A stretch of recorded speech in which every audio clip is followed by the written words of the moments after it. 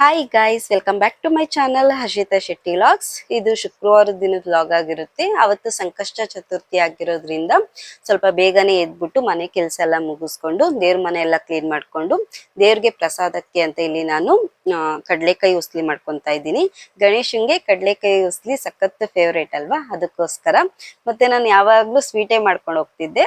ಈ ಟೈಮು ಸ್ವಲ್ಪ ಖಾರ ಮಾಡ್ಕೊಂಡು ಹೋಗೋಣ ಅನ್ಬಿಟ್ಟು ಕಡಲೆಕಾಯಿ ಉಸ್ಲಿ ಬೇಗ ಕ್ವಿಕ್ ಆಗಿ ಹೋಗ್ಬಿಡುತ್ತೆ ಅನ್ಬಿಟ್ಟು ಇದನ್ನೇ ಮಾಡ್ತಾ ಇದ್ದೀನಿ.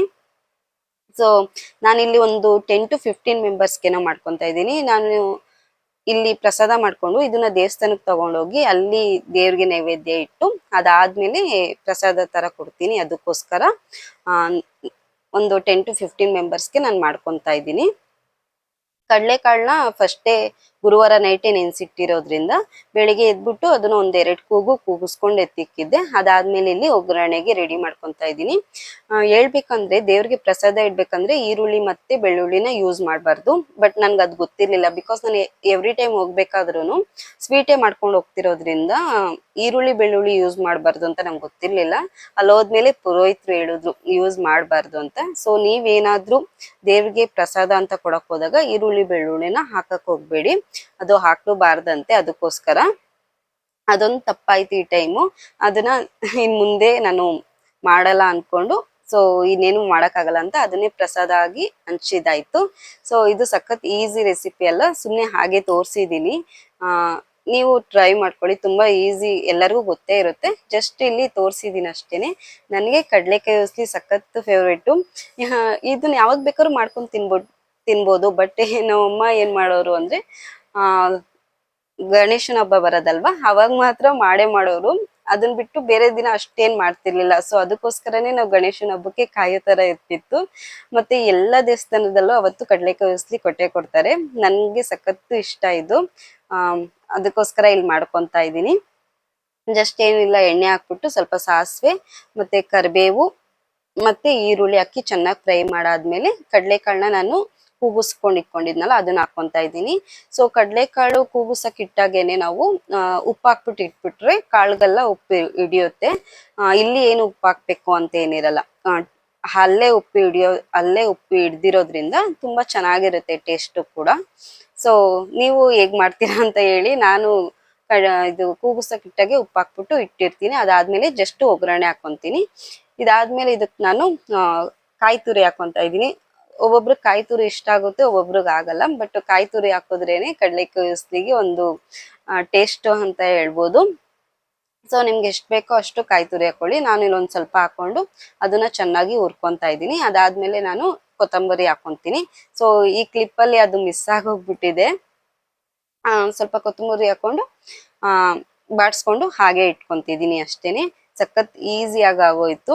ಮತ್ತೆ ನಂಗೆ ಅಲ್ಲಿ ಸ್ವಲ್ಪ ಟೈಮು ಕಮ್ಮಿ ಇರೋದ್ರಿಂದ ಬೆಳಿಗ್ಗೆನೆ ಬೇಗ ಎದ್ದು ಮನೆ ಕೆಲಸ ಎಲ್ಲ ಮುಗಿಸ್ಕೊಂಡು ಪ್ರಸಾದನೂ ಮಾಡ್ಕೊಂಡು ದೇವಸ್ಥಾನಕ್ಕೆ ಹೋಗಿ ಬರೋಷ್ಟೊತ್ತಿಗೆ ನಮ್ಮ ಹಸ್ಬೆಂಡ್ಗೆ ಡ್ಯೂಟಿಗೆ ಟೈಮ್ ಆಗೋಗ್ಬಿಟ್ಟಿರುತ್ತೆ. ಅದಕ್ಕೋಸ್ಕರ ಸೊ ಇವತ್ತು ನಾನು ಉಪವಾಸ ಇರೋದ್ರಿಂದ ಬೆಳಗ್ಗೆ ಟಿಫನ್ ಏನು ಮಾಡಕ್ ಹೋಗಿರ್ಲಿಲ್ಲ. ನಮ್ಮ ಅತ್ತೆನೇ ಸಾಂಬಾರೆಲ್ಲ ಮಾಡಿದ್ರು, ಸಾಂಬಾರು ಅನ್ನ ಮಾಡ್ಕೊಂಡಿದ್ರು. ಸೊ ನಾನು ಇದನ್ನೆಲ್ಲ ರೆಡಿ ಮಾಡ್ಕೊಂಡು ದೇವಸ್ಥಾನಕ್ಕೆ ಹೋಗಕ್ಕೆ ಈಸಿ ಆಯ್ತು. ಸೊ ಯಾರನ್ನ ಒಬ್ರು ಇದ್ರೆ ಒಂದ್ ಸ್ವಲ್ಪ ಹೆಲ್ಪ್ ಮಾಡ್ತಾ ಇರ್ತಾರಲ್ಲ, ಅದೊಂದು ಖುಷಿ ಆಗುತ್ತೆ ಏನಾನ ಕೆಲ್ಸ ಮಾಡ್ಬೇಕಂದ್ರೆ. ಸೊ ಈ ಕಡೆ ಇದೆಲ್ಲ ಮುಗೀತು. ಇದಾದ್ಮೇಲೆ ನಾನು ದೇವ್ರಿಗೆ ಅನ್ಬಿಟ್ಟು ಒಂದು ಹಾರ ಮಾಡ್ಕೊಳ್ಳೋಣ ಅನ್ಬಿಟ್ಟು ಕಡ್ಲೆಕಾಳಿಂದು ಹಾರ ಮಾಡ್ಕೊತಾ ಇದ್ದೀನಿ. ನಮ್ಮ ಅತ್ತೆ ಮತ್ತೆ ನಮ್ಮ ಹಸ್ಬೆಂಡು ನಗ್ತಿದ್ರು, ಕಡಲೆಕಾಳಿಂದ ಯಾರು ಹಾರ ಮಾಡ್ತಾರೆ ಅಂತ. ನಾನ್ ನೋಡಿ ಈ ತರ ಮಾಡಿದೀನಿ, ಹೇಗಿದೆ ಅಂತ ಕಮೆಂಟ್ ಮಾಡಿ. ಇದನ್ ಮಾಡಕ್ಕೆ ಸ್ವಲ್ಪ ಟೈಮ್ ಆಗೋಯ್ತು ನನಗೆ. ಅದೆಲ್ಲ ಜೋಡಿಸಿ ಎಲ್ಲ ಮಾಡ್ಬೇಕಿತ್ತಲ್ಲ, ಟೈಮ್ ಆಗೋಯ್ತು. ಅದ್ ಹೇಗಿದೆ ಹಾರ ಅಂತ ಹೇಳಿ. ಸೊ ದೇವ್ರ ಮನೆ ಎಲ್ಲ ಪೂಜೆ ಮಾಡಿ ದೇವ್ರಿಗೆ ಪ್ರಸಾದ ಇಟ್ಬಿಟ್ಟು ಹಾಗೇನೆ ಅಲ್ಲೂ ಪೂಜೆ ಮಾಡ್ಕೊಂಡು ದೇವ್ರ ಮನೆ, ಅದಾದ್ಮೇಲೆ ನಾವು ದೇವಸ್ಥಾನಕ್ಕೆ ಅಂತ ಹೊರಟ್ವಿ. ಸೊ ದೇವಸ್ಥಾನಕ್ಕೆ ಫಸ್ಟ್ ಅಲ್ಲಿ ಪೂಜೆ ಸಾಮಾನ್ ತಗೊಳ್ಳೋಣ ಅಂತ ನಮ್ಮ ಹಸ್ಬೆಂಡ್ ಪೂಜೆ ಸಾಮಾನ್ ತಗೊಟ್ರು. ಅಲ್ಲಿಂದ ಹೋಗಿ ಪೂಜೆ ಹಾಗೆ ಮಾಡಿಸ್ಕೊಂಡ್ ಬಂದ್ವಿ. ಅವತ್ತು ಸಂಕಷ್ಟ ಚತುರ್ಥಿ ಆಗಿರೋದ್ರಿಂದ ಅಲ್ಲಿ ಹೋಮ ಮತ್ತೆ ಪೂಜೆ ಎಲ್ಲ ತುಂಬಾ ಚೆನ್ನಾಗ್ ಮಾಡ್ತಾರೆ. ಇದು ತುಂಬಾ ದೊಡ್ಡ ದೇವಸ್ಥಾನ ಅಂತೇನಿಲ್ಲ, ಒಂದು ಗಣೇಶಂದಿ ಅಂತಾನೆ ಸಪ್ರೇಟ್ ಆಗಿ ದೇವಸ್ಥಾನ ಇದೆ. ತುಂಬಾ ಜನ ಬರ್ತಾ ಇರ್ತಾರೆ ಅವಾಗ. ಗಾಡಿ ಪೂಜೆ ಎಲ್ಲ ತುಂಬಾ ಜನ ಮಾಡಿಸ್ತಾರೆ ಇಲ್ಲಿ. ಸೊ ಅದಕ್ಕೋಸ್ಕರ ನಾನು ಬಂದೆ. ಎಷ್ಟು ಚೆನ್ನಾಗಿ ಪೂಜೆ ಆಯ್ತು ಅವತ್ತು ಅಂದ್ರೆ, ಸಖತ್ತಾಗಿ ಪೂಜೆ ಆಯ್ತು. ತುಂಬಾ ಖುಷಿ ಆಯ್ತು. ಈ ತರ ಏನಾದ್ರು ಪ್ರಸಾದ ಮಾಡ್ಕೊಂಡೋಗಿ ಈ ತರ ಯಾವಾಗನ ದೇವಸ್ಥಾನಕ್ಕೆ ಹೋಗಿ ಪೂಜೆ ಮಾಡಿಸೋದ್ರಿಂದ ಏನೋ ಮನ್ಸಿಗೆ ಒಂಥರ ನೆಮ್ಮದಿ ಸಿಗುತ್ತೆ ಹೇಳ್ಬೇಕು ಅಂದ್ರೆ. ಆ ಅದ್ರ ಫೀಲಿಂಗೇ ಡಿಫ್ರೆಂಟು ಅಂತ ಹೇಳ್ಬೋದು. ಸೊ ಇಲ್ಲಿ ದೇವ್ರ ಪೂಜೆ ಎಲ್ಲ ಆಯ್ತು ನೋಡಿ, ಹಾರ ಎಷ್ಟು ಚೆನ್ನಾಗಿ ಕಾಣಿಸ್ತಿದೆ ಅಂತ. ನಾನು ಏನೋ ಟ್ರೈ ಮಾಡೋಣ, ಜಸ್ಟ್ ಒಂದೇ ಇದ್ರಲ್ಲಿ ಹೊಲ್ಕೊಂಡು ಹೋಗ್ತಾರೆ, ಅದಕ್ಕಿಂತ ಈ ತರ ಟ್ರೈ ಮಾಡೋಣ ಅಂದ್ಬಿಟ್ಟು ಹಾರನ ಆ ತರ ಮಾಡಿದ್ದೆ. ತುಂಬಾ ಚೆನ್ನಾಗಿ ಬಂದಿತ್ತು. ಅದಾದ್ಮೇಲೆ ಪ್ರಸಾದನೆಲ್ಲ ಅದಾದ್ಮೇಲೆ ಈ ಕಡೆ ಪ್ರಸಾದನ ನಾನು ಕೊಡ್ತಾ ಇದ್ದೆ.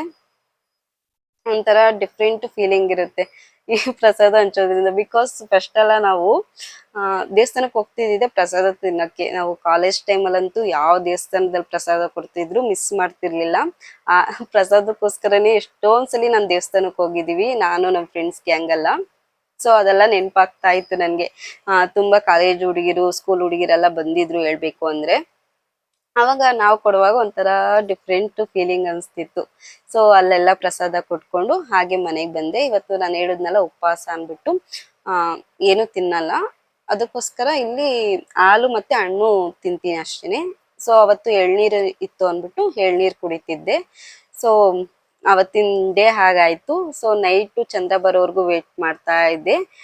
ಚಂದ್ರ ಈ ಸಲ ತುಂಬಾ ಅಂದ್ರೆ ತುಂಬಾ ಬೇಗ ಬಂದ, 9:30ಗೆಲ್ಲ ಬಂದ್ಬಿಟ್ಟು.